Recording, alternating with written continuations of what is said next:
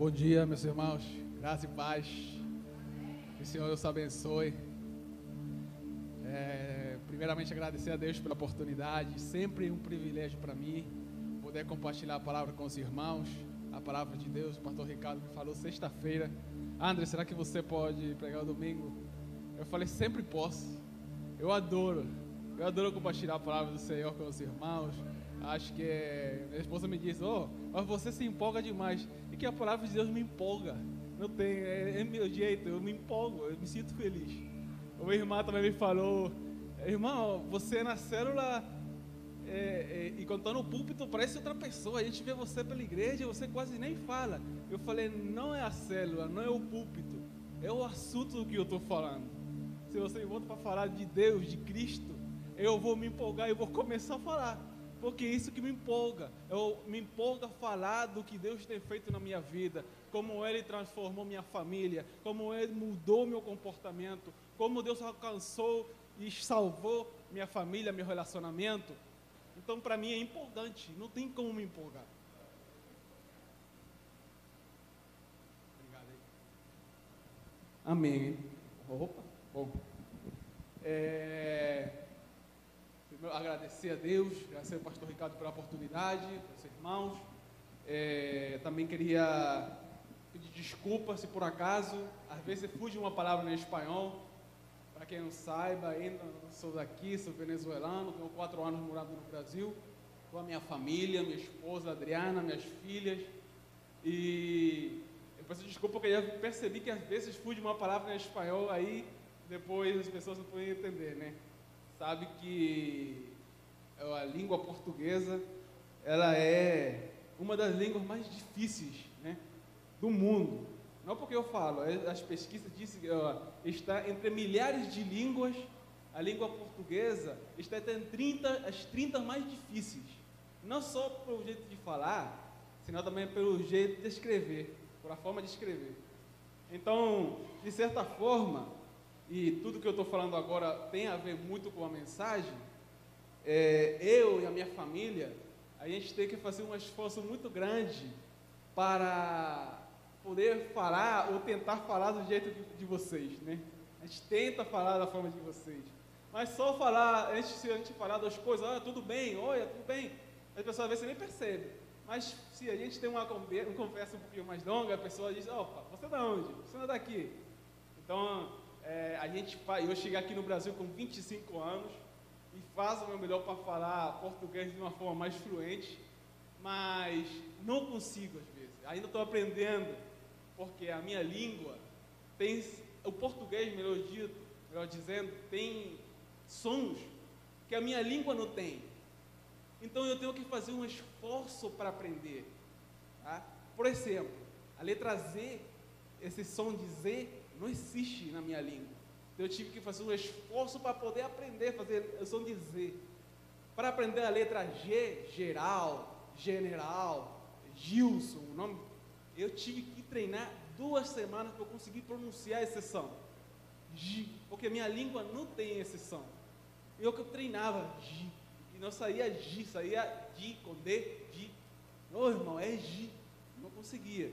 Eu tive que treinar, porque a minha natureza linguística, de certa forma, minha natureza linguística é hispano-falante, né? Eu falo minha língua espanhol. É diferente da minha filha Adriana, que ela veio com 5 anos e é muito mais fácil, né? Criança é esponja, né? Então aprendeu bem mais fácil e fala português bem mais fluente. Então sempre isso gera em mim às vezes alguns probleminhas. Por exemplo, uma vez, teve uma irmã que ela me presenteou umas camisas. Ela levou para casa, eu estava trabalhando, e aí eu coloquei as camisas, ficaram boas, e eu encontrei a irmã ali na porta da igreja. Eu falei, eu vou honrar a irmã à frente de todo mundo, com as camisas sociais muito bonitinhas. Eu vou honrar, eu vou falar alto para todo mundo ouvir. Eu fui parar e disse, irmã, muito obrigado pelas camisinhas que a senhora me presenteou. Ficaram ótimas. Ela é loira, branca e ficou vermelha. Tinha um monte de pessoas ali que nem me conheciam, olharam para mim. E ela me puxou do braço, que me levou do lado da capela, que me disse, irmão, camisinha aqui no Brasil é preservativo.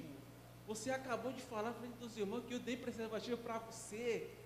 E foi bem vergonhoso, né? Ainda estou aprendendo só no português, mas também questões do ministério, né? Também, outra vez a irmã na célula me disse: Andres, quem que vai ministrar o louvor? Eu falei: pode ser, irmã Ivoniste, né? Pode ser Juninho. Não, Andres, ele não ministra, ele toca.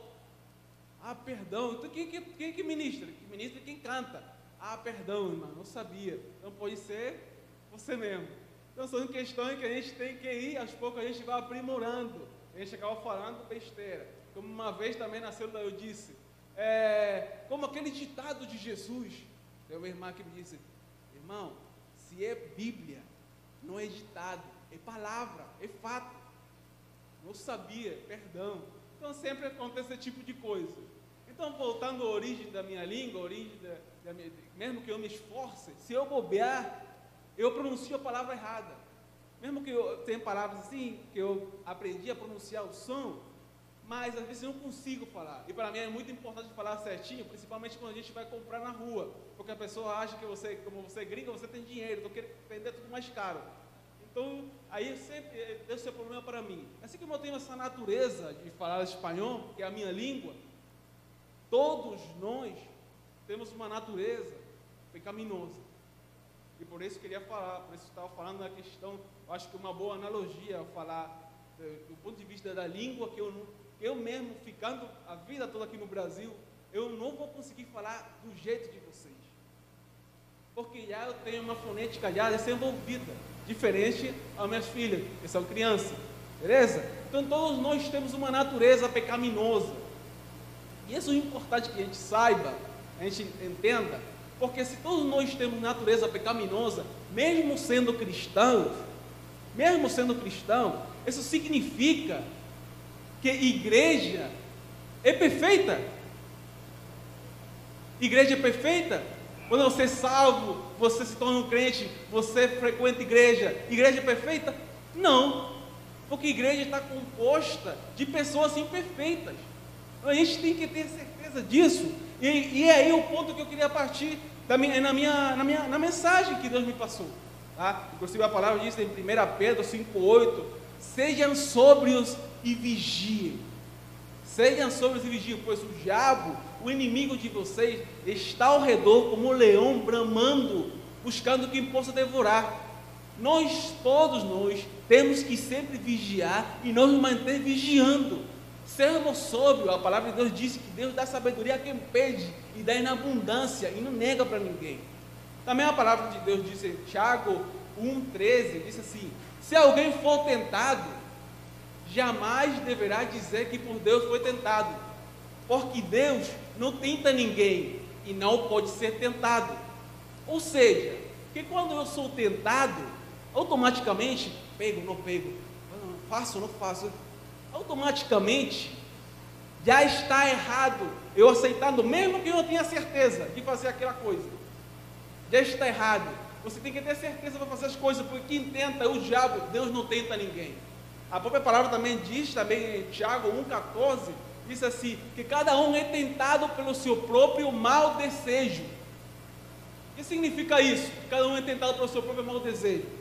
Significa que se você for alcoólatra, você vai ser tentado a pecar através do álcool. Se você for um homem com muitas mulheres, você vai ser tentado. O diabo está como um leão bramando, buscando quem possa devorar. Ele está planejando, ele já está condenado, né? Tá certo? Ele já está condenado? Ele já está condenado e ele quer levar a gente com ele, tá bom? Então, como ele está com o leão bramando, ele vai tentar a gente com aquilo que a gente mais gosta. Com aquilo que a gente mais gosta. Tem um testemunho de um irmão que ele foi golpista. Ele falou esse testemunho, ele foi golpista e ele foi na cadeia por causa dos maus feitos, né? Aí, ele foi na cadeia, ele saiu crente da cadeia. Ele era golpista. Aí ele foi comprar uma loja e tal, essas lojas, sei lá, tique, que botam as coisas dentro do carro. Aí ele foi golpista por muitos anos. Quando ele chegou em casa, ele percebeu que os produtos que botaram no carro dele eram o dobro do que ele tinha comprado. E o valor era alto. E ele serviu o quê? Isso foi o quê? Uma tentação. Nunca tinha acontecido quando ele era bandido, quando ele era golpista.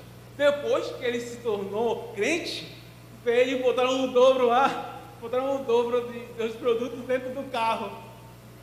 Aí começa essa luta interna, né? Perdoou, fazem. Né? Minha natureza pecaminosa, que a gente tem, que é a nossa carne pecaminosa. A palavra também diz que a nossa luta não é contra a carne nem sangue, né? A nossa luta é espiritual, não é isso?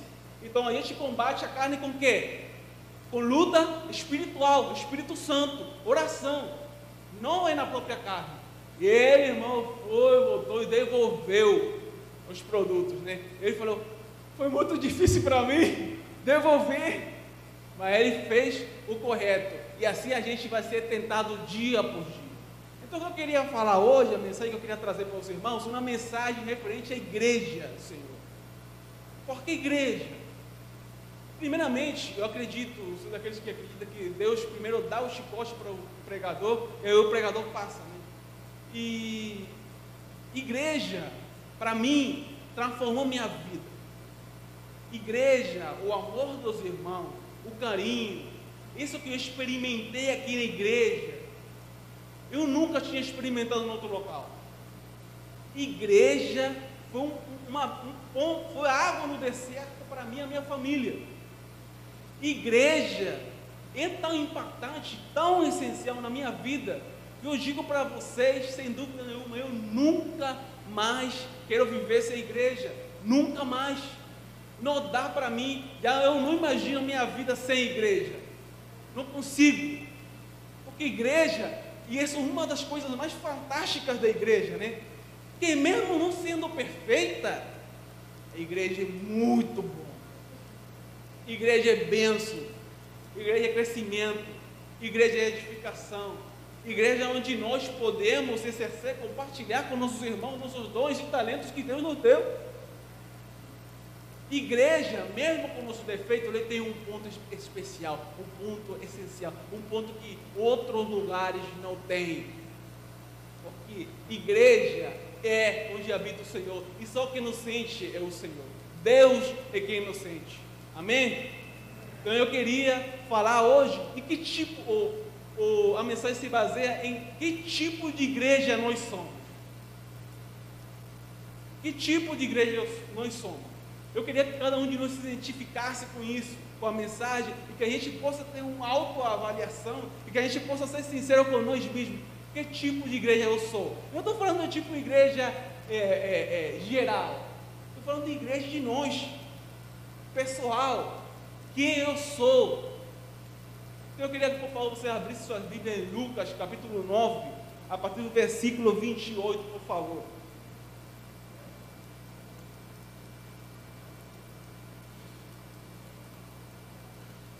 A minha oração é que eu possa ser usado por Deus, que eu possa ser canal de bênção para os irmãos, que Deus possa trabalhar, que seria Deus falando e não eu querendo falar por Deus, né? Se eu fazer isso, se eu conseguir fazer isso, eu estou na bênção, né? Não é não. Que seria Deus falando, meus irmãos. Isso é assim. Todo mundo achou? Vamos lá então. Isso assim, é a transfiguração. Aproximadamente 8 dias depois de dizer essas coisas, Jesus tomou consigo Pedro, João e Tiago e subiu a um monte para orar. Enquanto orava, a aparência do seu rosto se transformou e suas roupas ficaram alvas e resplandecentes como o brilho de um relâmpago. Surgiram 2 homens que começaram a conversar com Jesus. Eram Moisés e Elias. Apareceram em glorioso esplendor e falavam sobre a partida de Jesus, que estava para se cumprir em Jerusalém. Pedro e os seus companheiros estavam dominados pelo sono, e acordando subitamente, viram a glória de Jesus e dos 2 homens que estavam com ele. Quando estes iam se retirando, Pedro disse a Jesus: Mestre, é bom estarmos aqui. façamos 3 tendas, uma para ti, uma para Moisés e outra para Elias. A palavra diz aqui que ele não sabia o que estava falando, o que estava dizendo. Em outras palavras, ele estava falando bobagem. Enquanto ele estava falando, uma nuvem apareceu e se envolveu, e ficaram com medo ao encontrar-se na nuvem. Dela saiu uma voz que dizia: este é o meu filho, o escolhido, ouçam-no. Tendo-se ouvido a voz, Jesus ficou só. Os discípulos guardaram isso somente para si naqueles dias e não contaram a ninguém o que tinham visto. No dia seguinte, quando desceram do monte, uma grande multidão veio ao encontro dele. Um homem da multidão bradou: mestre, rogo-te que desse atenção ao meu filho, pois é o único que o tenho. Um espírito o domina, de repente ele grita, lança-o em convulsões e o faz espumar. Quase nunca o abandona e o está destruindo. Roguei aos teus discípulos que o expulsassem, mas eles não conseguiram. Respondeu Jesus: ó geração incrédula e perversa, até quando estarei com vocês e terei que suportá-los? Suportar, nesse ponto de vista, é um ponto de vista de aturar. Suportar tem que ver com dar suporte, né, Edu? Você sempre recalca isso, né? Aprender isso de você. Tem que dar isso, é de dar suporte, tá? Traga-me aqui o seu filho, disse Jesus. Quando o menino vinha vindo, o demônio o lançou por terra em convulsão.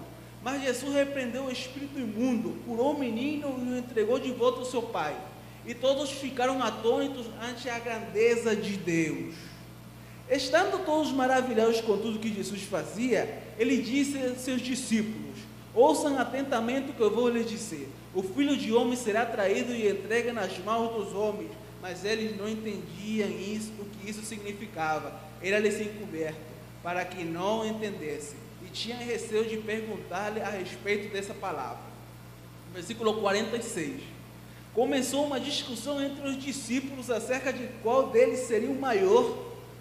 Jesus, conhecendo os seus pensamentos, tomou uma criança no colo e o colocou em pé ao seu lado. Então ele disse: quem recebe esta criança em meu nome está me recebendo, e quem me recebe está recebendo aquele que me enviou, pois aquele que entre vocês for o menor, este será o maior. Disse João: mestre, vimos um homem expulsando demônios em teu nome, e procuramos impedi-lo, porque ele não era um dos nossos. Jesus: não impeça, disse Jesus, pois quem não é contra vocês é a favor de vocês.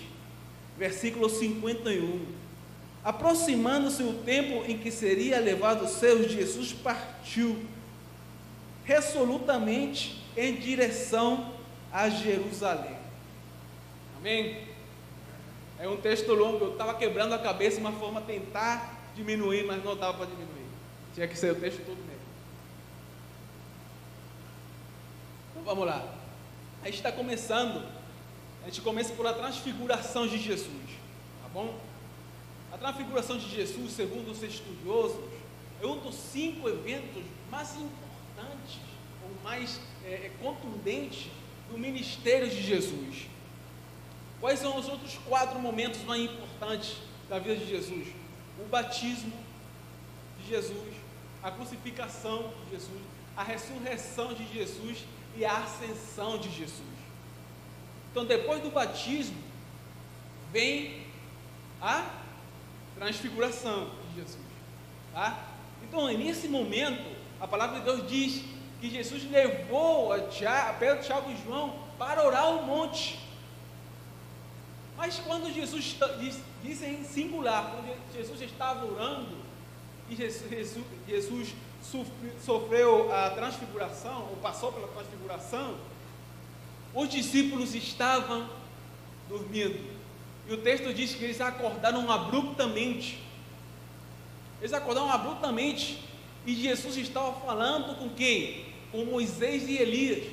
O pastor Ricardo sempre esclarece esse ponto. Ele diz que Elias representando a profecia, os profetas, e Moisés representando a lei. e Jesus o cumprimento das dores.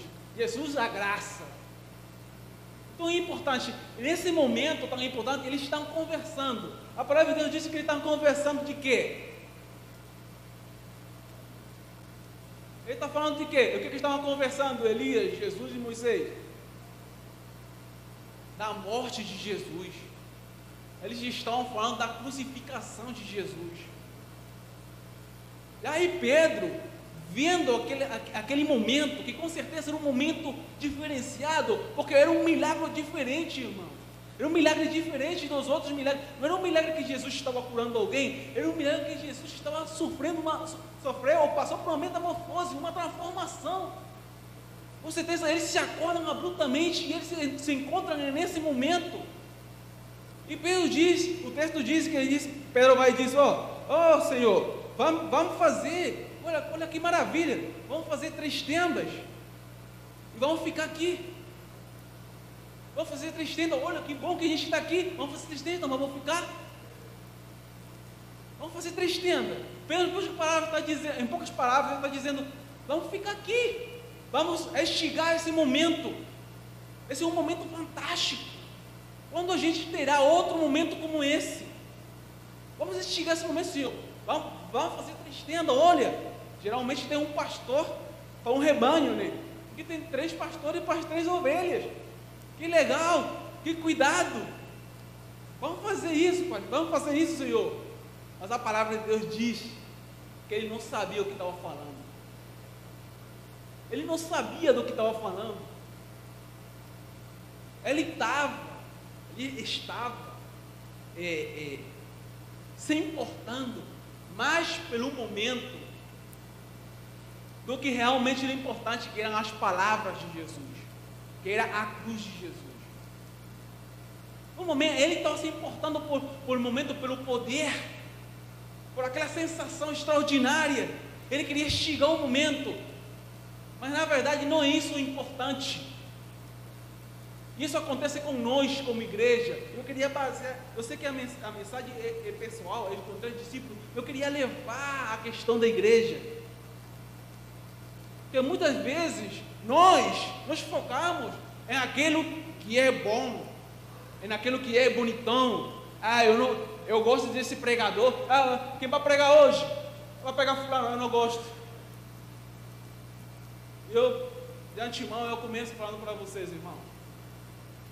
Eu não vim essa manhã, como eu sempre, eu não vim fazer amigos, eu vim falar a palavra que Deus falou para mim, que Deus falou comigo, meu coração. Eu me senti envergonhado. Quem vai cantar hoje? Fulano cansa. Fulano não gosta como ele canta. Eu gosto de igreja grande. Que pareça aqui uma festa. Não, eu não gosto de igreja grande, eu gosto de igreja pequena. Será que realmente isso é importante?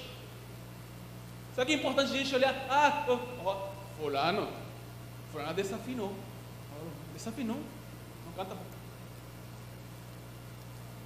Será que a gente está focado em aquilo que realmente é importante? Eu não vou para a igreja, porque a igreja é um monte de hipócrita, é um monte de fulano. Irmão, quem disse para você que a igreja é um local de pessoas perfeitas?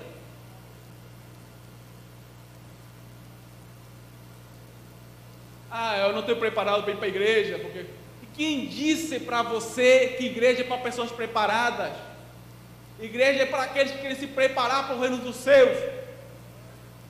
Igreja não é para pessoas preparadas. Porque fulano é cristão, mas fulano faz aquilo. Irmão, o foco é Cristo, Ele é o centro. Para e olhar para os outros.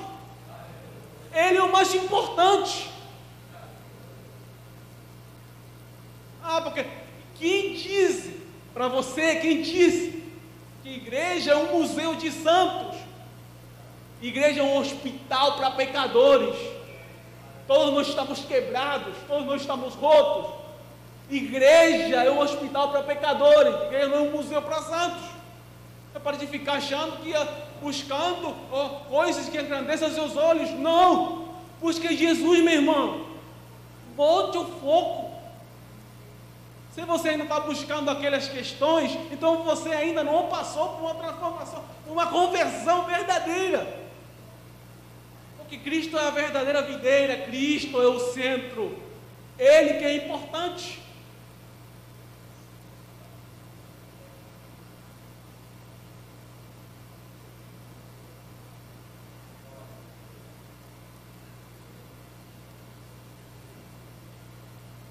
Irmãos, nenhuma experiência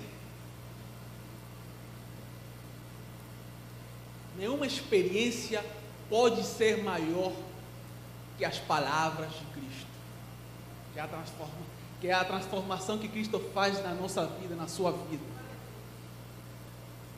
Nenhuma experiência, quem fica atrás de doutrina, fica atrás de revelação, de profecia, ele é arrastado por qualquer doutrina. Por isso estava falando da carne ao começo da mensagem. A gente quer, você vai na carne, e o espiritual. E Jesus. Se alguém está em Cristo, nova criatura é. Isso é importante, crer nele. Ser transformado pelo Espírito Santo de Deus. Se alguém está em Cristo, nova criatura é, é que todas as coisas se fazem novas, tudo se fez novo. As coisas velhas já passaram. Isso que é importante. Para de olhar os defeitos dos outros, irmão. Vamos parar com isso. E a mensagem, como repito para você, é para vocês e para mim.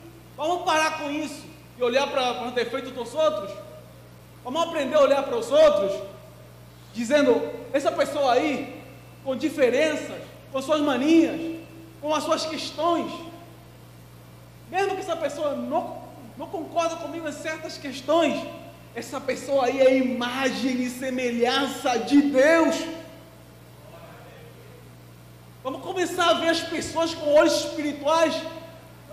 Vamos parar de querer buscar a bobagem que enche nossos olhos e não enche nosso coração, porque o nosso coração está feito para que só Deus, só Jesus possa enchê-lo. Só Ele pode encher nosso coração.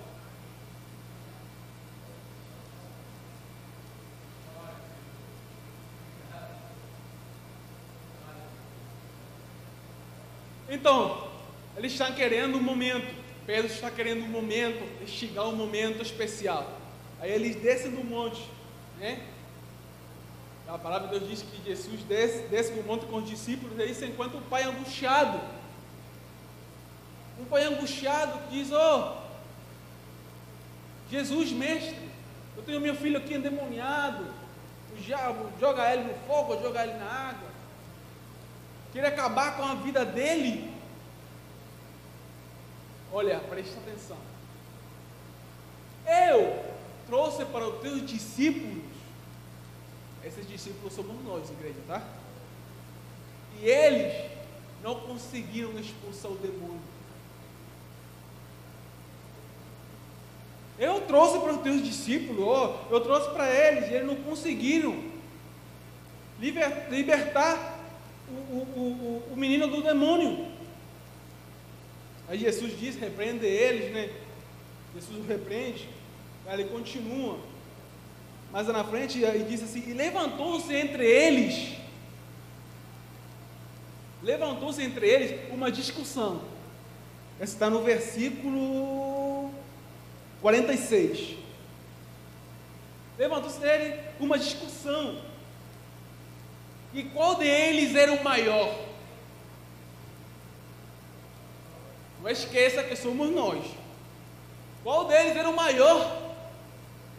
Eles começaram a discutir. Olha, ele não tinha poder para libertar o menino endemoniado, mas ele tinha força e brio para brigar e discutir quem era o maior. Quem era o maior? Eles estavam discutindo. E Jesus olhando para eles. Eu sou maior. Eu oro mais, eu sou líder, tenho tal ministério.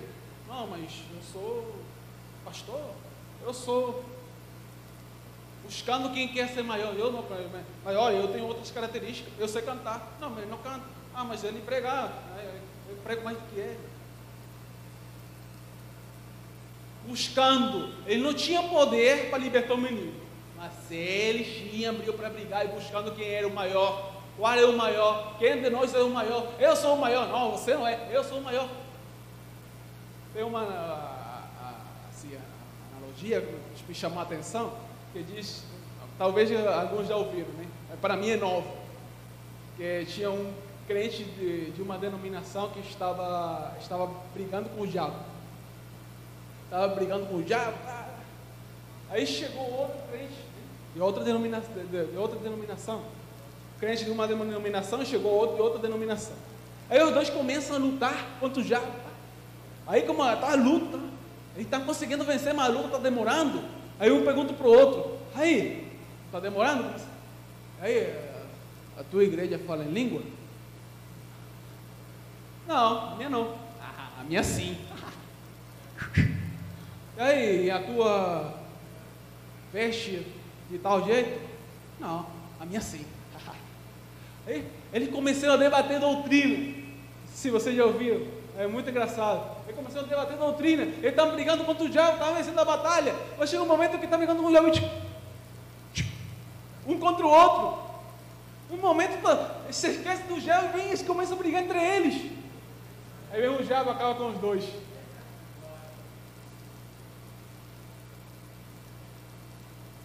Meu irmão, quando você se levanta contra seu próprio irmão, você também é morto. Quando você se levanta com o seu próprio irmão, criticar o seu próprio irmão, aquele tem aquele defeito, aí tem outro. Não precisa do próprio irmão, na própria igreja, outras denominações, gente. Outras denominações, a gente. É horrível. Horrível o quê? A igreja do Senhor é multiforme, o pastor Ricardo falou aqui isso várias vezes. Esse evangelho aí, meio loucura. Irmãos, tem pessoa que se não fosse para esse evangelho meio loucura, nunca chegava aos pés do Cristo. E você está reclamando, não, irmão. Respeite a fé do outro irmão. O importante é a palavra, o importante é Cristo. Está pregando Cristo? Está pregando a palavra? Está falando de Jesus? Isso é importante, não importa a denominação, para criticar. Mas falar em língua edifica só que tá. Não importa, não caia nessa discussão tola. Eu sou amigo porque a minha fala em língua, porque. Não, nem porque fala em língua, nem porque não fala em língua, não importa. Você usa o que Deus deu para você, para de ficar reclamando dos outros, para de olhar para os outros. O alvo é Cristo, o importante é a cruz. É Ele que é importante. A gente fica brigando denominação por denominação, porque a tua denominação é assim, porque a denominação. Deixa, vamos parar com isso. Vamos parar com isso.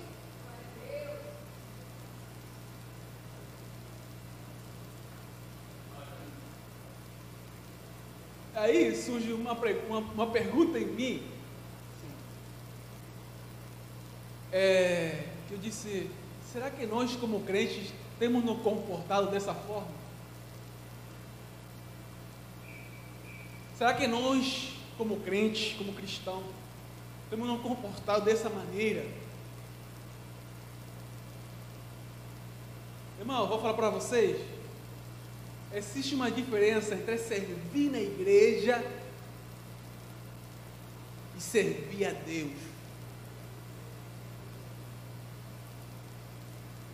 Qual é a diferença? A diferença é que serve a Deus se foca em Deus.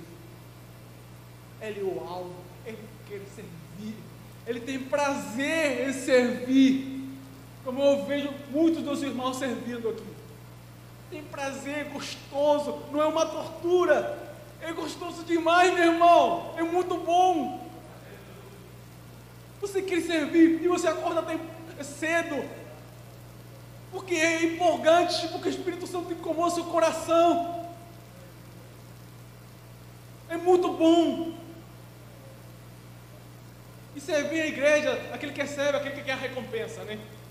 aquele que serve com segundas intenções.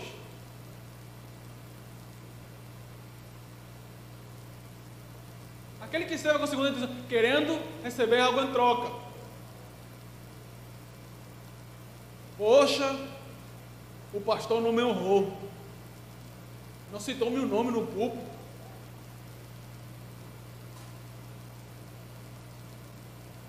Estou falando da experiência própria. Estou falando do que acontece comigo. Se você querer vir se fazer de santinho, tudo bem. Mas todos nós aqui somos seres humanos. O pastor não me honrou. Poxa, não me chamaram para orar. Não me deram o ministério que eu queria. Meu irmão, quem disse para você que pastor, que homem, que chefe, que vizinho, que pai, quem disse que é alguém, homem, que vai te honrar? Quem te honra é Deus, meu irmão. Ele que te honra. Homem não conhece teu coração, ele não conhece tua alma. Só Deus que olha teu coração, é Ele que conhece, é Ele que te honra. Para já guardar a honra de irmão, é Deus que te honra, é Ele que conhece, é Ele que faz.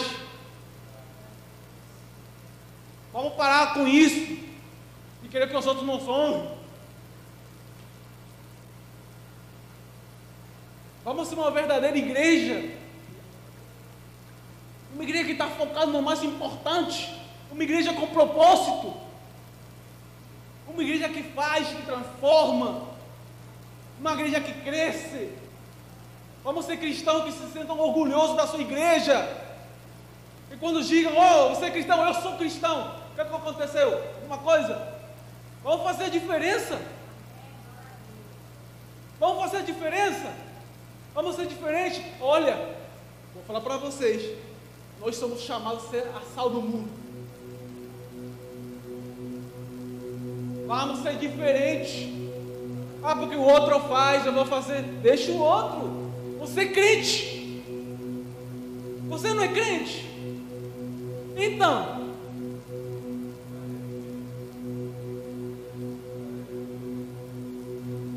às vezes, nós estamos preocupados, meu irmão. Mas, na nossa vaidade, que todos nós temos, nossa vaidade pessoal, que é libertar o menino. A pergunta que nós devemos nos fazer é: como é que eu posso ser usado por Deus? Como que eu posso libertar esse menino? Como que eu posso libertar outras pessoas? Como que eu posso ser instrumento de Deus? Instrumento vivo nas mãos de Deus? Como que eu posso ser isso? Como que eu posso? Vamos parar de querer uma recompensa. Que te recompensa o Senhor.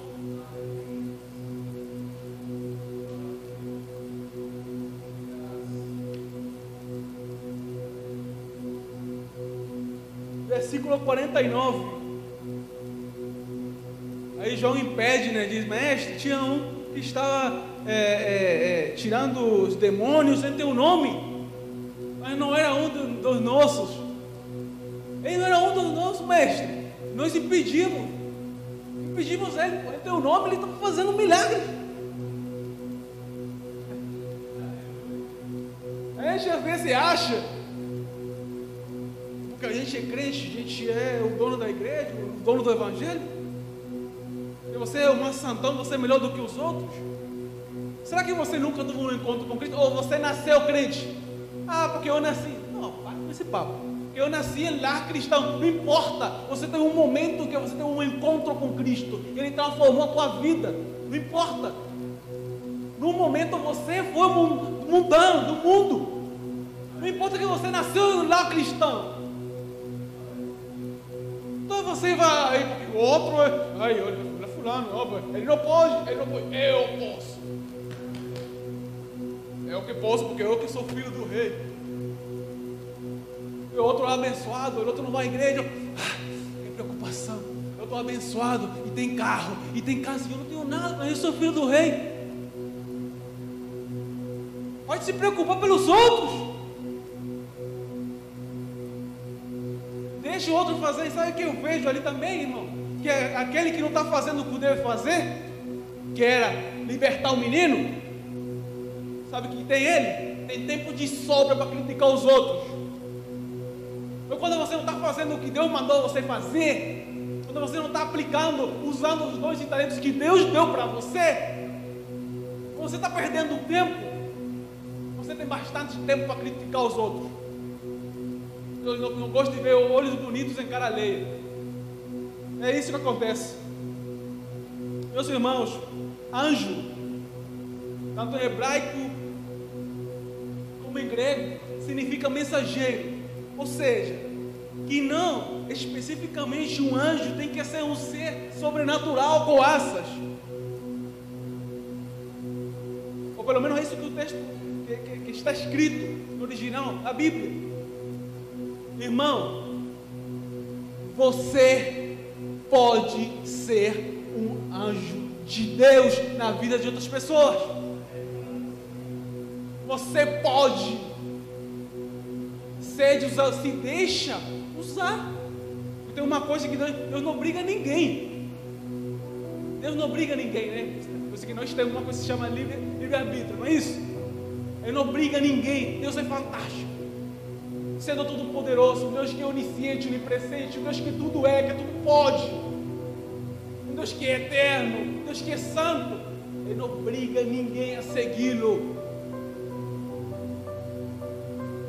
Ele não obriga ninguém a segui-lo. Você que tem que fazer uma autoavaliação, buscar no seu coração e servir Deus de coração. Você pode ser um anjo na vida das pessoas, incrível. Aconteceu comigo várias vezes. E eu sei que aqui existem irmãos que estão orando para um filho se converter, para um irmão se converter, para um marido se converter, para a esposa se converter. No meu caso, eu estou orando para meus pais se converterem, pai e mãe, e 2 irmãos. Eu sei que a luta não é fácil, é difícil. Ninguém disse que quando a gente chega à igreja, tudo vai ser diferente, tudo é de bom. Ninguém disse isso, o mundo teria essa aflição. Jesus não enrola ninguém, ele não enrolou ninguém nunca. Ele foi bem explícito, claro com isso. E aí eu lembro uma vez que uma pessoa foi um anjo de Deus na minha vida. Não foi aqui no Brasil, não era convertido, foi no meu país. E era uma pessoa que era evangélica no trabalho. A primeira pessoa que me falou assim realmente de Jesus, que me presenteou uma Bíblia, que me discipulou sem eu saber. Mas eu tinha ódio por crente, odiava crente. E assim, meu país é um país idólatra, infelizmente, dominado pela idolatria. Em uma empresa de 50 funcionários, 40 funcionários, 35, 40 eram idólatras. Tá? Vocês entendem, né? E tinham outros pouquinhos que não eram de nada. Eu era da turma do nada. Eu não era daqui nem de lá, eu era da turma do nada. Mas tinha um evangelho na empresa.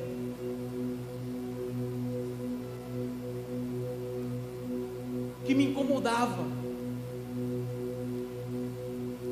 O cara certinho, tudo certinho, o cara correto nas suas coisas. E eu era das trevas. E a palavra de Deus diz, né, João 3, capítulo 20, né? Que aquele que está nas trevas odeia a luz, porque a luz a mostra os seus, traz à tona os seus fatos, né, o que ele está fazendo.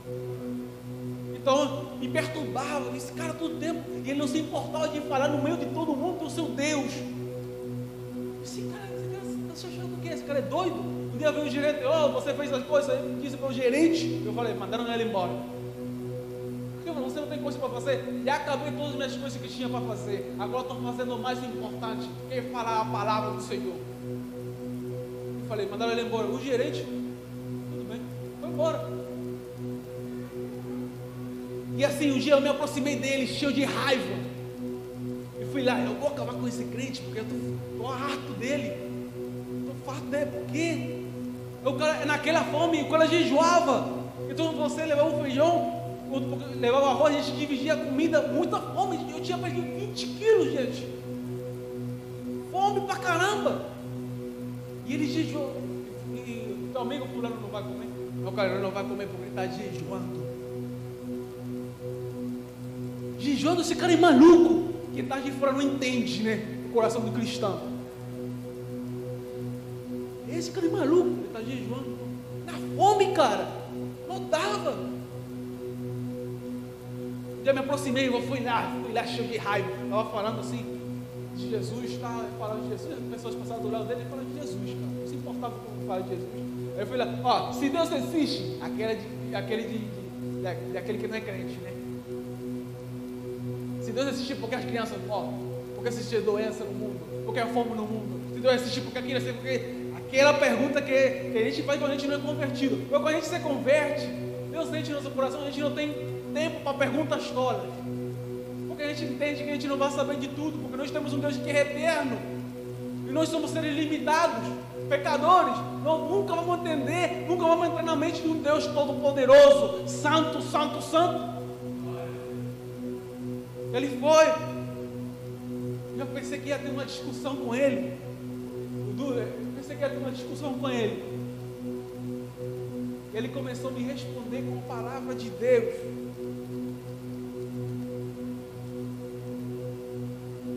E não sei como, mas enchia meu coração. As palavras que ele me dava, ele não tinha resposta. Talvez se eu perguntava, que sei lá, que tolice eu perguntar para ele. Ele, poxa, amanhã eu te trago a resposta, pode ser tranquilo. Ele levava no trabalho, me dava um versículo com um papelzinho. E eu ia pesquisar na internet. Ele não tinha Bíblia, ele tinha um livrinho com o Novo Testamento. Ele ganhou a Bíblia. E ele me presenteou a mim. Esse é o verdadeiro cristão. Esse é o foco do verdadeiro cristão. Me presenteou a Bíblia. Cara, eu não vou ler essa Bíblia.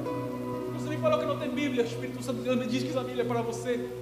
Dia depois eu dormia, acordava lendo, devorei a Bíblia toda. Ele diz, cara, lê primeiro o Evangelho de João. E eu teimoso, cara, se eu vou ler desde o princípio. Comecei desde o Gênesis. Minha cabeça embolou tudo. Porque ler a Bíblia 2 vezes para poder desembolar. E ele foi um anjo de Deus. Ele foi um verdadeiro crente. Aí há poucos dias não, já faz 2, 3 meses eu cheguei em casa, estava voltando do trabalho, ia na bicicleta na rua da capital. Gente, eu comecei a chorar. E cheguei em casa, minha esposa me disse, agora por que você está chorando? Porque ele disse que de um tempo para cá eu me tornei um chorão. Mas eu cresci, você não era desse jeito. Quando você me conheceu, eu não tinha Cristo no coração, o Espírito Santo não habitava dentro de mim. E Deus faz isso, transforma corações de pedra em corações empáticos que se preocupam pelos outros. Mas você me conheceu, agora eu sou um chorão sem choro. Me pouco choro. Porque tem um Deus que me amou e que cuidou de mim. E que não desistiu de mim nunca. E não desiste de você. Daqui a pouco você está chorando. Eu falei, sabe que quando eu estava saindo do país, eu fui para o Manuel, o nome dele é Manuel. Eu fui com o Manuel e disse, meu cara, muito obrigado. 6 meses durou ensinando a Bíblia. Eu falei, vou embora, vou para o Brasil. E ele disse uma frase para mim que eu esqueci, até agora que eu estou lembrando. 3 anos e pouco depois eu esqueci completamente. E lembrei, voltando do trabalho na capital, ele me disse assim, você vai embora? Eu falei, eu vou embora do Brasil.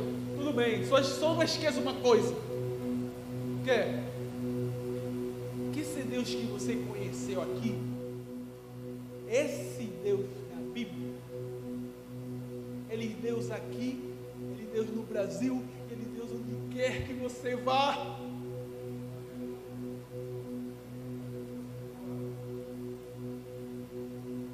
pensei que eu nunca mais ia usar minha Bíblia. Eu falei, acabou. Tanto assim que quando eu fiz a minha mala, na minha mala eu não tive espaço para colocar a Bíblia que ele me presenteou. Só que eu não sabia que Deus tinha um encontro preparado, um encontro marcado comigo. E 3 anos depois, voltando do trabalho, eu esqueci. Sabe por quê, meu irmão? Perdão, eu lembrei. Sabe por quê? Porque a palavra de Deus não volta vazia, meu irmão. Você está falando, está lutando pelo seu marido, pelos seus filhos, né? Continue firme. Resista. Continue pregando. Continue pregando com seus atos. Não desista. A palavra de Deus não volta vazia. É transformadora. Depois que entrei na igreja, irmãos, eu vou dizer para vocês, lógico, que tudo foi bênção. Eu falei que não é assim. Jesus nunca disse isso. Na verdade, depois que eu aceitei Jesus como meu Senhor e Salvador, eu tive a maior provação da minha vida aqui no Brasil. Eu tive a maior provação da minha vida, que foi a perda do meu filho. Uma tia, com 1 ano, uma irmã que me chamava a atenção, porque eu sempre falo, tenho 3 filhas. Ele me disse, você não tem 3 filhas, você tem 4, uma tia, ele está com o Senhor. É verdade, ele está com o Senhor.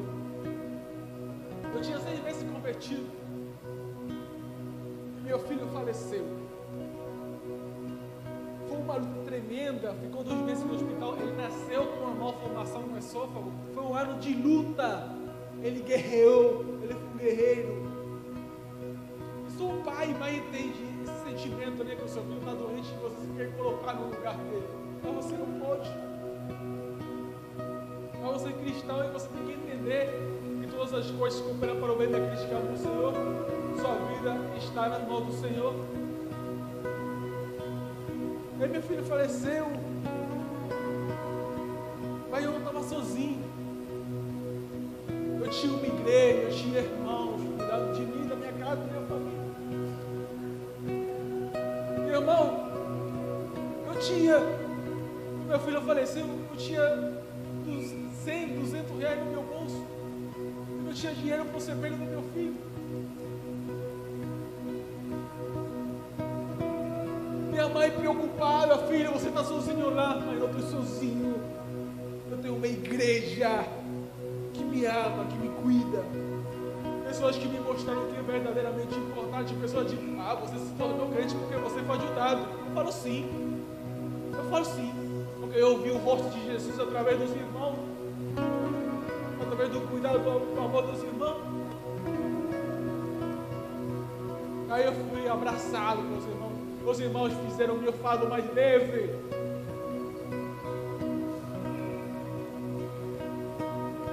Meu filho faleceu, aí veio a irmã, quando a gente voltou na igreja, eu achei que vocês não iam voltar, porque vocês são novos convertidos e tal.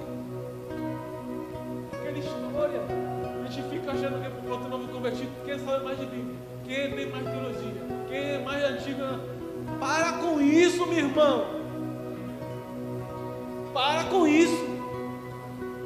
É porque vocês são novos convertidos, achei que a gente ia voltar, disse para ele, irmã. Agora menos do que menos eu largo a minha igreja, eu largo meu Deus, porque eu creio um Deus de ressurreição, eu creio um Deus de salvação. Eu sei que eu vou ver meu filho de novo, eu sei que eu vou abraçá-lo de novo, e juntos vamos adorar o nome do Senhor. Eu creio. Não é um crente de creminha, de pastel, não. Porque é crente verdadeiro, é seguir, fazer, seguir o nosso Deus, não se importar por aquilo que realmente importa, que é Ele.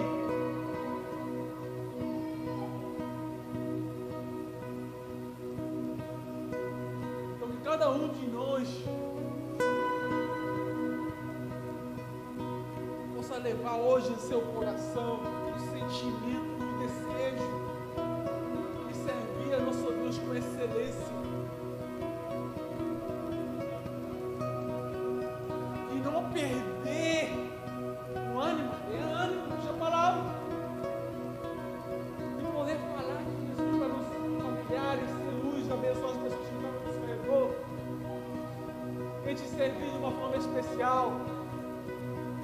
Porque a igreja é aquela igreja verdadeira, é aquela que vai para o monte orar e ora, não fica dormindo. Igreja verdadeira é aquele que vai, que está vendo a conversa. Poxa, e se perguntam, poxa, por que esses três craques estão falando aí? Jesus, Elias e Moisés. Será que é mais importante fazer uma tenda ou prestar atenção do que eles estão falando? Igreja verdadeira, presta atenção no que está falando. Segue as palavras de Jesus. As palavras de Jesus são as mais importantes. Igreja verdadeira, vai e liberta o menino. Igreja verdadeira, vai e liberta o menino. Se preocupa pelo menino. E se preocupa e diz: quantos nós vamos libertar? Igreja verdadeira é aquele que se alegra quando o outro, seja o que for, se dá bem na vida. Mas se ficar perguntando, e por que eu não? Deus está no controle. Que nós, meus irmãos, possamos ser uma igreja verdadeira. Que nós possamos crescer a cada dia mais e mais. Que Deus abençoe a sua vida, a sua família. Que possamos continuar firme no propósito de adorar o seu Deus.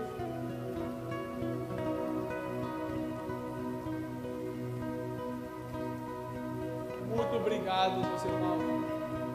Que Deus abençoe você. Amém.